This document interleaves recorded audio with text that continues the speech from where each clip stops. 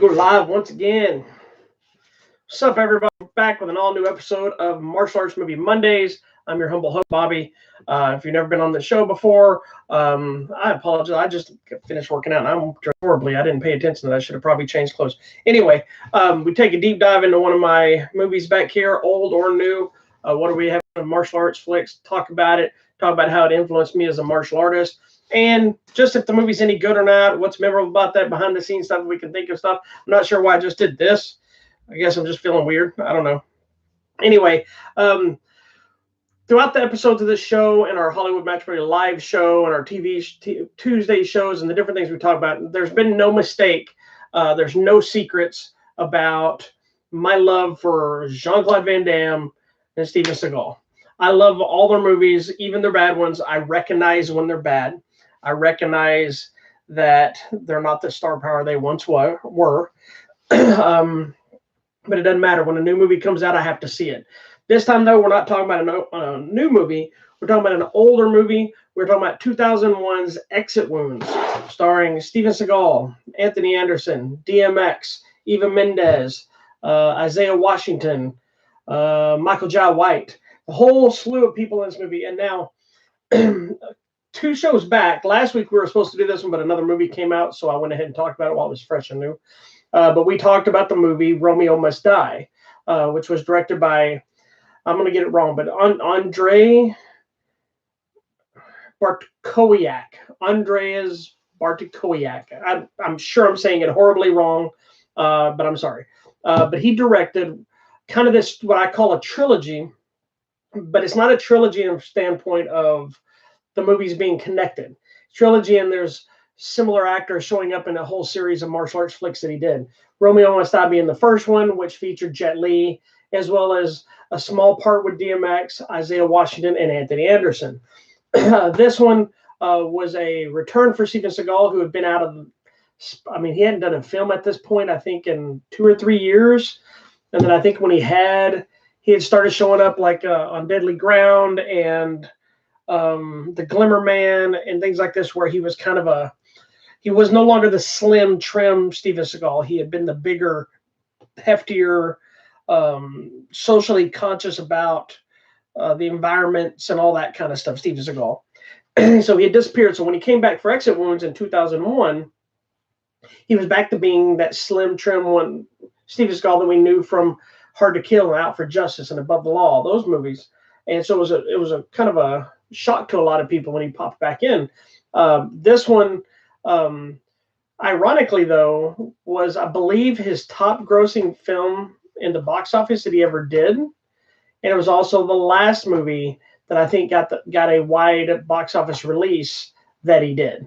I thought it was Half Past Dead, but this was probably the wide release. I think Half Past Dead, I think maybe got a little smaller run. But this is one of the last big ones he got. And it was apparently one of his bigger ones. I'm thinking it might have been bigger than Under Siege, which was the biggest one for a long time. But anyway, same director returns with a lot of the same cast. No Jet Li this time. This time we got Steven Seagal.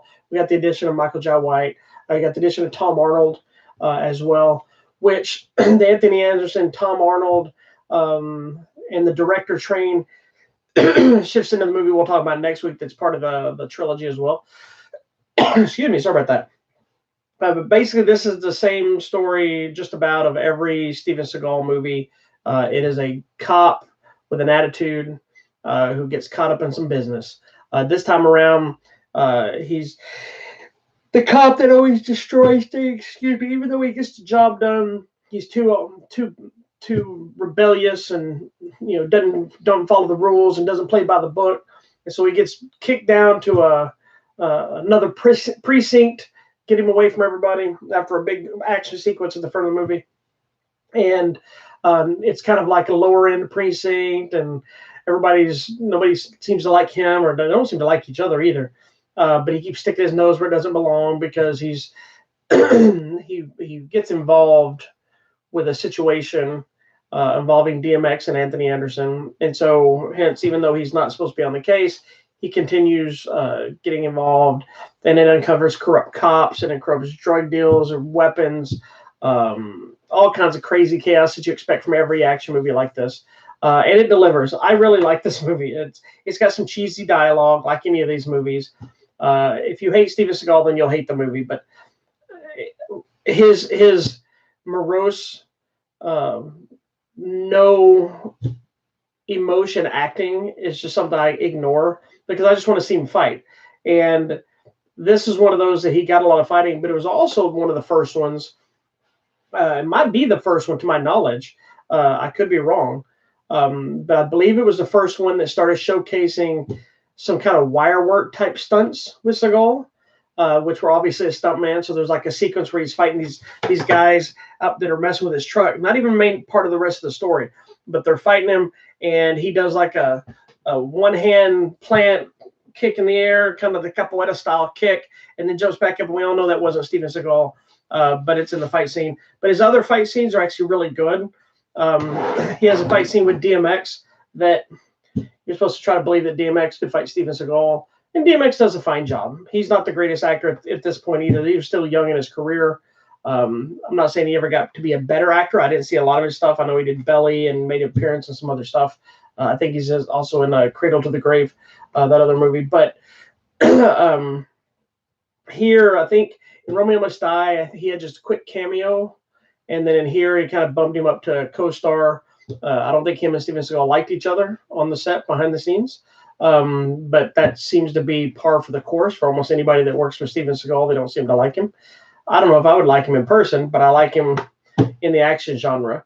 I know he's done some shady stuff and gotten in some trouble over the last couple of years in the Me Too movement and things like this, which I don't condone. But we're strictly talking about the movie itself. This movie didn't really have any kind of impact on my martial arts career because by 2001, I was already teaching martial arts and doing my thing. It was more straight entertainment value. But it was just getting to see the evolution of somebody who, Steven Seagal was one of those that really, when Above the Law came out, it was one of those that really inspired me to want to seek out Aikido and Jiu-Jitsu and do other things. When I came up in Taekwondo, there was a guy named Bill Sosa who was a Aikido master here in the area where I lived, and he's passed away now. But it was crazy because his martial arts school, his Aikido school, was in downtown somewhere, and I don't remember what street it was on. Anyway, there's all these old buildings, just old stores and stuff, and all of a sudden there's like this Japanese-looking temple right in the middle everywhere. It makes no sense, didn't fit. That's how I remembered it as a kid. I don't know if it's still there or not. But my instructor knew him, and he used to come to our Taekwondo school and do seminars for Aikido for us to show us things other than just kicking and punching. And it was one of the places I kind of learned humility working with him because his wife, I believe it's his wife, she couldn't have been a little Asian lady, could have been more than 90 pounds. I was like 16 or 17 when they came over. It was a kickboxer. I thought it was a badass. And she was like, kick me in the face. And I'm like, no, I'll hurt you, lady. My instructor was like, she wants you to kick her in the face, kick her in the face. And I remember kicking and then just spinning in the air and hitting the ground. And at that point, it made me realize what my instructors were already telling me, but I was a punk kid, you know, and it made me realize, okay, I'm not as much of a badass as I thought I was. And having muscles or being able to kick the faster, the best doesn't always mean that you're going to win that fight. So it maybe changed my outlook. So experiencing Bill Sosa and Aikido and then getting to see Aikido on the big screen and seeing them. Now, I understand the mentality of Aikido, which is using the other person's force to throw them or to move them around. And it's not always practical the way they do it in the movies or even in their demos because it's very much a dance type of thing. And it's more, to me, it's probably more effective to people that don't really know how to fight than it is to actual fighters and kicks and punches, unless they're just really, really good at it. And for anybody asking, Steven Seagal is a legit Aikido guy. He's, I think, one of the only or the first Americans to actually run an Aikido school in Japan. Now, I don't know about all of his military special force stuff he's talked about. I don't know if any of that's real. Don't care. That's not what we're talking about. He is legit in the Aikido. I believe he has like a brown belt in karate or taekwondo. That's what I heard at one point. If he does, I'm thinking it's probably a Japanese karate because most of their kicks are low. They're not like taekwondo high up here because anytime he kicks, it's obviously low. But anyway, that I went off on a tangent for that.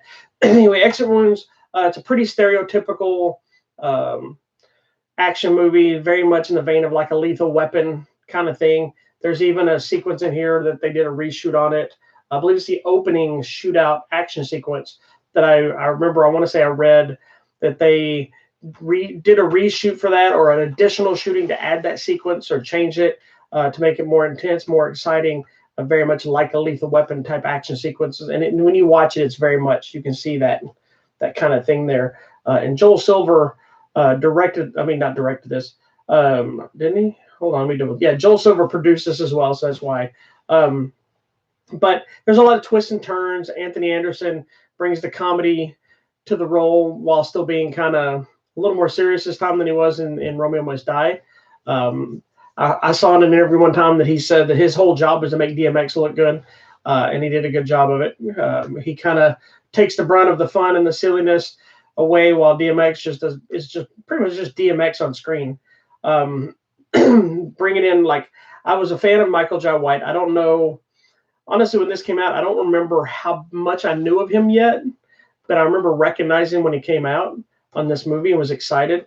So there is a sequence with Steven Seagal and Michael Jai White fight, which is actually pretty good. So Steven Seagal essentially fights everybody except for Tom Arnold. Excuse me, sorry about that. No, I'm not going to edit it out, and you just deal with my sneeze. He fights Tom Arnold. I mean, not Tom Arnold. He fights DMX. He fights Michael Jai White. He fights Anthony Anderson, and then a slew of other people that have nothing to do with any of this stuff. Some of it's generic fights. There are a lot of moments where they just like, let's see if get Steven Seagal on a fight, and they do that. Tom Arnold's kind of him and Anthony Anderson are both kind of comic relief. And what happens is they actually set the entire movie ending up to where it puts Anthony Anderson and Tom Arnold together in the credits. Tom Arnold's character is like a talk show host. Anthony Anderson is part of this crime thing, what part of this going on in the movie. And they hook up, and then the closing credits is now them on the show together and just witty banter. It's funny because then it brings them two back for the next film. And I don't remember if Tom Arnold plays the same character or what, but they have like a witty banner thing at the end of the next one too, which we'll talk about. But the fights are good. The action's good. The dialogue's somewhat cheesy. I believe they dubbed over Eva Mendes's voice with somebody else. I don't know why. I just want to say I heard that at some point.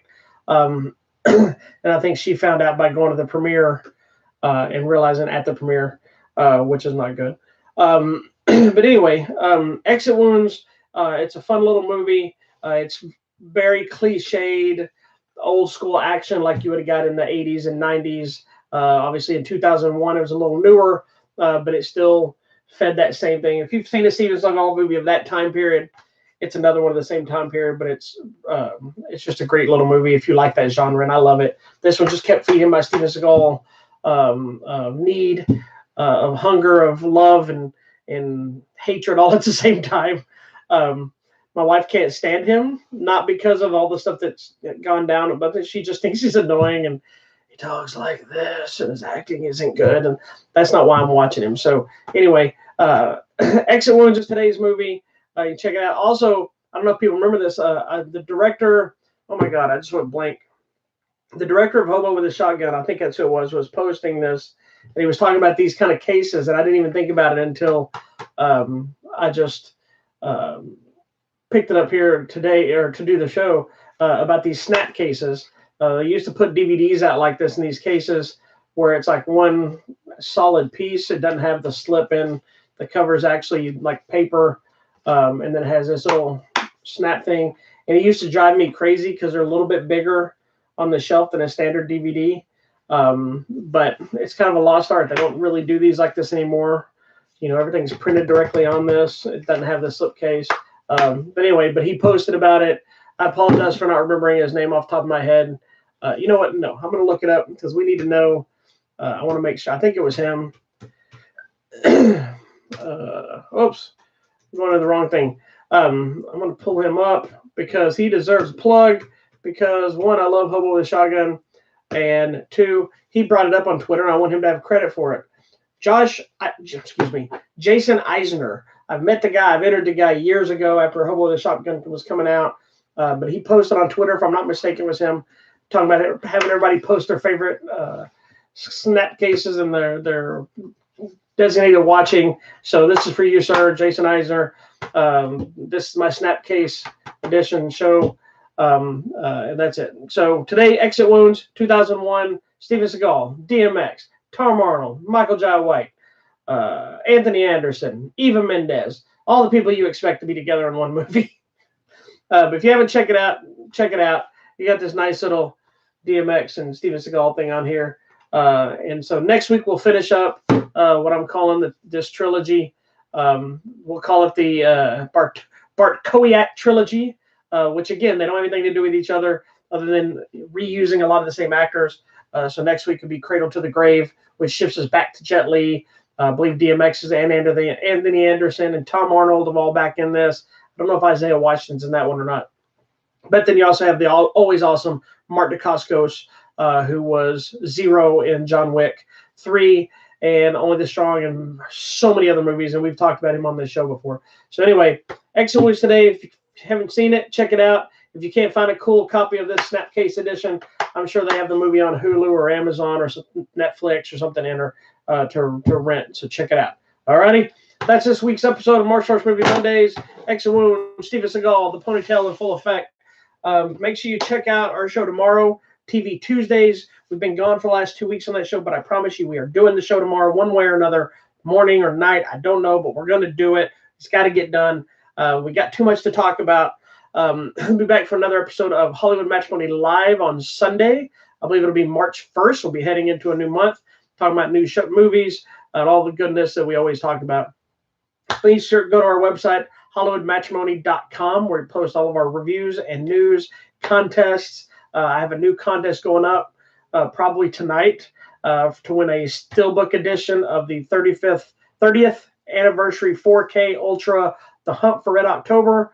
We've got, I think I still have a few tickets for the Birds of Prey. If you want physical tickets for Birds of Prey, they're good for just a normal showing. Good for 2 tickets to Fandango. And I don't know. I got something else up there, but I don't remember off the top of my head. Just go to the website and look. Check out our Instagram, Hollywood Matrimony, our Twitter at Hollywood Matter, MATR, and our Facebook, Hollywood Matrimony. And, of course, this YouTube channel. Make sure you subscribe to this channel. We don't make any money on any of this stuff. We do this strictly for the love of it. So we finally hit 100 subscribers, which I know is nothing, but makes us excited because we do it for fun. If we get more, the only benefit we get out of this is we get more stuff to review and we get more giveaways to give you. We'd love to give people stuff. We'd love for you to get more stuff. So please, please, please subscribe to our show, subscribe to the channels, check out our websites, and do it all for the love of movies. All right. Thank you, everybody, for watching this quick little show today. And as always, keep your hands up. And above all else, be nice to each other. And I'm out. Peace.